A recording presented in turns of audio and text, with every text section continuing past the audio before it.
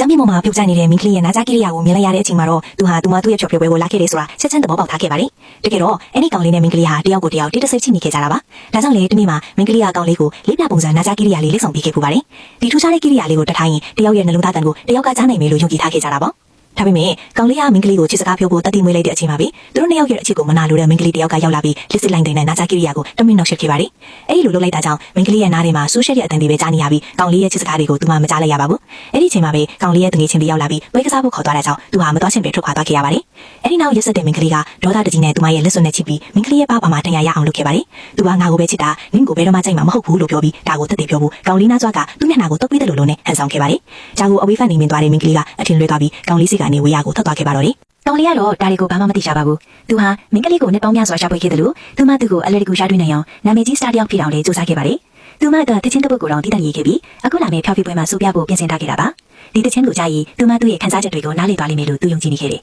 ။ဒါပေမဲ့သူနှစ်ပေါင်းများစွာရှာနေတဲ့မင်းကလေးဟာဆယ်နောက်ွယ်မှာရှိနေမှန်းသူမသိခဲ့ပါဘူး။မင်းကလေးကတော့အထင်လွဲမှုတွေကြောင့်သူ့ကိုရင်မဆိုင်ချင်တာနဲ့ပဲစင်ပေါ်ကသူမချစ်ရသူကိုတိတ်တိတ်ဆိတ်ပဲစောင့်ကြည့်နေခဲ့ပါလိမ့်။အဲ့ဒီချိန်မှာပဲဟန်ဆောင်ကောင်းတဲ့မင်းကလေးကကောင်လေးနာကိုရောက်လာပြန်ပါလေ။ဒါကိုမြင်လိုက်ရတဲ့မင်းကလေးဟာနောက်တစ်ချိန်နှလုံးသားကွဲအပ်သွားပြီးသူမရဲ့ခန်းစားချက်တွေကိုဖုံးကွယ်ဖို့အမြန်ထွက်သွားဖို့ကြိုးစားခဲ့တယ်။ဒါပေမဲ့အဲ့ဒီမင်းကလေးကသူမကိုမြင်သွားပြီးချက်ချင်းမမိသွားပါလေ။ဒေါသတကြီးနဲ့သူမကိုတားဆီးပြီးသူ့နောက်ကိုဘာလို့လိုက်နေတယ်ရလဲလို့မိကလက်ပါဖို့အထိကြိုးစားခဲ့ပါလေ။အဲ့ဒီချိန်မှာပဲကောင်လေးရောက်လာပြီးအဲ့ဒီမင်းကလေးကိုတားလိုက်ပါလေ။ကောင်လေးသူမရဲ့မျက်နှာကိုမမြင်ခင်မှာပဲမင်းကလေးကမျက်နှာကိုဖုံးကွယ်လိုက်ပါလေ။ဒါကိုအခွင့်ကောင်းယူပြီးအဲ့ဒီမင်းကလေးကဒီမင်းကလေးမှာတရားဝင်ပစ္စည်းတွေပါလာလေဆိုပြီးကောင်လေးကိုလင်းပြောခဲ့ပါလေ။ဒါကိုကြတော့ကောင်လေးကသူ့ကိုလည်းနဲ့မထီပါနဲ့အပင်ကိုပဲမုံထိုးလိုက်ပါလို့ပြောခဲ့ပါလေ။အဲ့ဒီမင်းကလေးဟာမင်းကလေးဒါကောင်လေးရဲ့ဘဝထဲပြန်ဝင်လာရင်သူနဲ့ဝေးသွားမှာကိုကြောက်နေခဲ့တယ်။ဒါကြောင့်ဒီကိစ္စကိုချက်ချင်းအပြည့်ရှင်ဖို့ဆုံးဖြတ်လိုက်ပါလေ။မင်းကလေးရဲ့အလုပ်ရှင်စီဖုန်ဆက်ပြီးအလုပ်ကနေထုတ်ပြဖို့ပြောခဲ့တယ်လို့မင်းကလေးရဲ့အိမ်ကိုလည်းလူမိုက်တွေထွက်ပြီးသူမကိုအမြန်ဆုံးအိမ်ထောင်ချပေးဖို့အတင်းအကျပ်ဖိအားပေးခဲ့ပါလေ။မင်းကလေးဟာမျောလင်းချက်တွေတပြေးပြေးကုန်ဆုံးလာပြီးဘဝတစ်ခုစတင်ဖို့ဆုံးဖြတ်လိုက်ပါတော့လေ။ဒါပေမဲ့နောက်ဆုံးအနေနဲ့ကောင်လေးကိုအဝေးကနေမြင်တွေ့ပြီးနှုတ်ဆက်ချင်တယ်လို့